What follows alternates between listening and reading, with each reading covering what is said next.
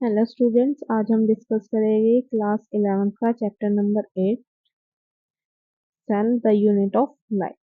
Okay, first of all what is a cell? Cell एक fundamental structure और functional unit है किसी भी लिविंग ऑर्गेनिज्म की। सबसे पहले साइंटिस्ट आए थे एंटोन वियन लियो हू। उन्होंने लीव सेल्स को देखा और उसको डिस्क्राइब किया। फिर उसके बाद साइंटिस्ट आए रॉबर्ट ब्राउन, जिन्होंने न्यूक्लियस की डिस्कवरी की। ओके, फिर हम डिस्कस करते हैं सेल थ्योरी के बारे में। स्क्लेडिन एक जर्मन बॉटनिस्ट थे, उन्होंने प्लांट सेल को ऑब्जर्व किया। ठीक है, उसी टाइम पर थियोडोर सचवान नाम के एक ब्रिटिश जूलॉजिस्ट थे, उन्होंने एनिमल सेल्स को ऑब्जर्व किया। ठीक है, उन्होंने इसमें देखा कि जो आउटर लेयर होती है एनिमल सेल की, जिसको हम प्लाज्मा मेम्ब्रेन के नाम से जानते हैं। ठीक है, तो और इन्होंने मतलब दोनों की स्टडी देखी और उन्होंने कहा कि जो प्लांट सेल्स होते हैं उनके पास एक यूनिक कैरेक्टर होता है कि उनके पास सेल वॉल प्रेजेंट होती है। ठीक है, तो इसी बेसिस पे जो स्वचा स्व नाम के साइंटिस्ट थे, उन्होंने एक हाइपोथेसिस दी कि जो प्लांट सेल्स होते हैं और जो एनिमल सेल्स होते हैं वो दोनों किससे मिलकर बने होते हैं? सेल से मिलकर बने होते हैं। स्क्लेडिन और सचवान ने मिलकर एक सेल थ्योरी दी, लेकिन इनकी जो सेल थ्योरी थी, उन्होंने ये नहीं बताया कि जो सेल्स है वो किससे मिलकर बने होते हैं। ठीक है, फिर उनके बाद एक और साइंटिस्ट आए रूडॉल्फ नाम के। ठीक है, 1855 में उन्होंने बताया कि जो सेल्स होते हैं वो पुराने सेल से से ही अराइज होते हैं। जो न्यू सेल्स बनते हैं ना, वो पुराने सेल से ही अराइज होते हैं। ठीक है, तो जो इनकी हाइपोथेसिस थी, इसको आज एक्सेप्ट किया जाता है और ये कहा जाता है, जो आज की सेल थ्योरी है, कि जो सारे लिविंग ऑर्गेनिज्म है वो सेल से मिलकर बने होते हैं या सेल्स के प्रोडक्ट होते हैं, और जो सभी सेल्स होते हैं वो पुराने सेल से अराइज होते हैं। ठीक है, तो रॉबर्ट ब्राउन नाम के एक साइंटिस्ट थे, उन्होंने ह्यूमन चीक और ऑनियन पिल के जो स्ट्रक्चर है उसके बारे में डिस्कवर किया था।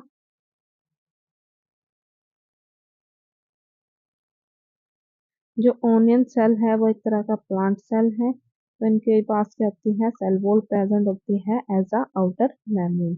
लेकिन जो ह्यूमन चीक सेल है वो क्या है? एक तरह का एनिमल सेल है, तो इनकी जो आउटर मेम्ब्रेन होती है वो क्या होती है? सेल मेम्ब्रेन होती है, इनके पास सेल वॉल प्रेजेंट नहीं होता। ठीक है, सभी सेल के अंदर एक डेंस मेम्ब्रेन होती है जो कि न्यूक्लियस को बाउंड करती है। ठीक है, न्यूक्लियस के अंदर क्या होते हैं? क्रोमोसोम प्रेजेंट होते हैं जो कि जेनेटिक इंफॉर्मेशन कंटेन करते हैं, जिसको हम डीएनए बोलते हैं।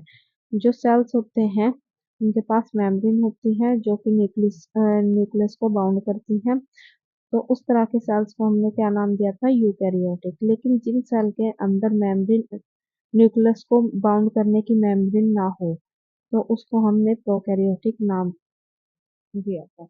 ओके, यूकैरियोट और जो प्रोकैरियोट था, इनमें दोनों में ही एक सेमी फ्लूइड मैट्रिक्स प्रेजेंट था, जिसको हमने क्या नाम दिया है? साइटोप्लाज्म दिया है। ठीक है, ये जो है पूरा जो सेल का वॉल्यूम है वो ऑक्यूपाई करती है। जो साइटोप्लाज्म है इसी में सारी सेलर एक्टिविटीज होती है, चाहे वो प्लांट सेल हो चाहे वो एनिमल सेल्स हो। सारे जो केमिकल रिएक्शंस होते हैं या जो सेलर एक्टिविटीज होती है वो साइटोप्लाज्म के अंदर ही होती है। ठीक है, beside the nucleus, eukaryotic cells have the outer membrane-bound distinct structure called organelle. Nucleus के अलावा भी जो यूकैरियोटिक सेल्स थे उनके पास कुछ अदर मेम्ब्रेन प्रेजेंट थी, जिसको नाम दिया था ऑर्गेनेल्स, जैसे कि endoplasmic reticulum, Golgi apparatus, lysosomes, mitochondria, microbodies, vacuoles. लेकिन जो प्रोकैरियोट सेल्स थे उनमें इस तरह के कोई मेम्ब्रेन बाउंड ऑर्गेनेल्स प्रेजेंट नहीं थे। ठीक है, राइबोसोम्स क्या है? ये नॉन मेम्ब्रेन बाउंड ऑर्गेनेल्स है, तो ये सभी तरह के सेल्स में पाए जाते हैं, चाहे वो यूकैरियोटिक हो चाहे वो प्रोकैरियोटिक हो। Within the cells, ribosomes are found not only in the cytoplasm but in the both organelle, chloroplast and mitochondria or ER. जैसे कि जो साइटोप्लाज्म जो राइबोसोम्स है वो साइटोप्लाज्म में नहीं पाया जाता, लेकिन ये कहाँ पर पाया जाता है, क्लोरोप्लास्ट ये सेल ऑर्गेनेल्स हैं इनमें भी प्रेजेंट होता है, माइटोकॉन्ड्रिया पर भी प्रेजेंट होता है और एंडोप्लाज्मिक रेटिकुलम में भी प्रेजेंट होता है। ठीक है। Animal cells contain another non membrane bound organelle called centromeres, centrosome which help in cell division. इनके अंदर क्या होती है, नॉन मेम्ब्रेन बाउंड ऑर्गेनेल्स होते हैं जिसको हम सेंट्रोसोम्स बोलते हैं, जो कि सेल डिवीजन में हेल्प करती है। जो सेल्स होते हैं वो साइज में, शेप में, एक्टिविटीज में अलग अलग होते हैं। जैसे कि माइकोप्लाज्म जो है वो सबसे स्मॉलेस्ट सेल है जिसका साइज क्या है, 0.3 माइक्रोमीटर लेंथ में, लेकिन जो बैक्टीरिया है ये 3 से 5 माइक्रोमीटर का भी हो सकता है। ठीक है।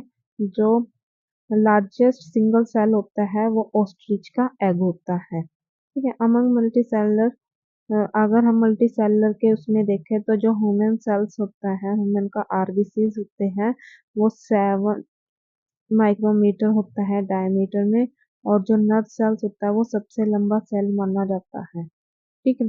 और जो सेल्स होते हैं वो शेप में भी अलग अलग होते हैं, कुछ डिस्क शेप के होते हैं, कुछ पॉलीगन शेप के होते हैं, और कुछ कॉलमनार, क्यूबॉइड, थ्रेड लाइक, कुछ इरेगुलर शेप के भी होते हैं। ठीक है। तो सबसे पहले हम प्रोकैरियोटिक सेल्स के बारे में डिस्कस करते हैं। प्रोकैरियोटिक सेल्स,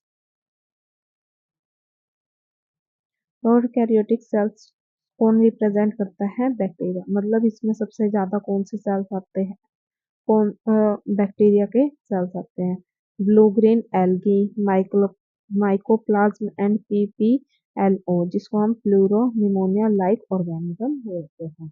ये क्या होते हैं, स्मॉलर होते हैं और इजिली मल्टीप्लाई कर लेते हैं देन द यूकैरियोटिक सेल्स। ठीक है। ये क्या होते हैं, वेरी करते हैं शेप साइज में। फोर बेसिक्स, अलग अलग तरह के बैक्टीरिया दे रखे हैं चार आपको। बैक्सीलियस जिसकी शेप क्या होती है, रोड लाइक होती है। फोकस जिसकी शेप क्या होती है, स्पेरिकल होती है। विब्रियो जिसकी शेप क्या होती है, कोमा शेप होती है। और स्पाइरलम जिसकी शेप क्या होती है, स्पाइरल। ठीक है। ये आपको कुछ डायग्राम दे रखे हैं, सॉरी,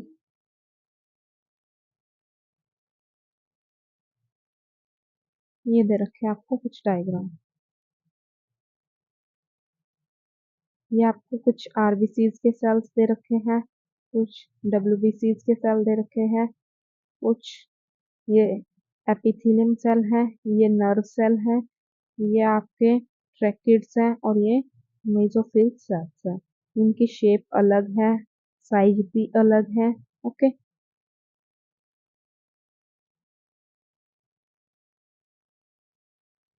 और जो बैक्टीरिया के हैं अलग अलग, वो आपको दे नहीं रखे इसमें डायग्राम, ये रहे, दे नहीं रखे आपको, इनका जो डायग्राम है ना वो आपको दे नहीं रखे अच्छे से। The organization of a prokaryotic cell is a fundamental similar even though the prokaryotic exhibit a wide variety of shape and function. All prokaryotic have a cell wall surrounded the cell membrane except in a mycoplasm. जो सभी prokaryotic cells होते हैं उनके पास cell wall होती है, और फिर उसके बाद क्या होती है, सेल मेम्ब्रेन होती है, लेकिन माइकोप्लाज्म में ऐसा कुछ नहीं होता। ठीक है। जो फ्लूइड मैट्रिक्स होता है वो इनमें साइटोप्लाज्म होता है, लेकिन इनमें कोई वेल डिफाइंड न्यूक्लियस नहीं होता। जो जेनेटिक मटेरियल होता है वो नेक्ड होता है और कवर्ड नहीं होता। ठीक है। न्यूक्लियर मेम्ब्रेन प्रेजेंट नहीं होती।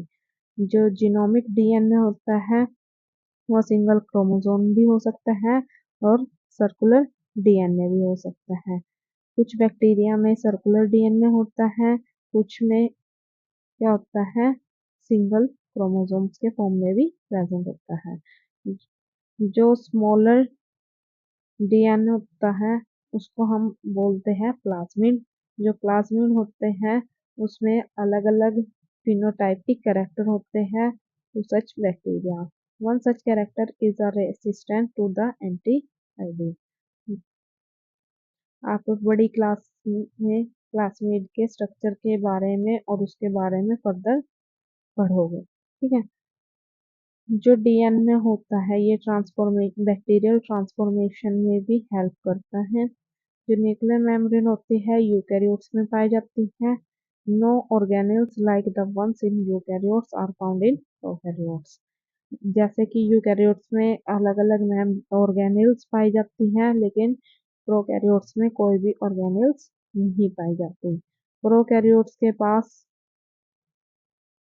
have something unique in the form of inclusion. A specialized differentiation form of a cell membrane called mesosome is a characteristic of a prokaryotes. इनके अंदर कुछ स्ट्रक्चर्स होते हैं जिनको हम मेसोसोम्स बोलते हैं। ये यूनिक कैरेक्टर होता है प्रोकैरियोट्स का। ठीक है, they are a essential in bonding of a cell membrane. ठीक है।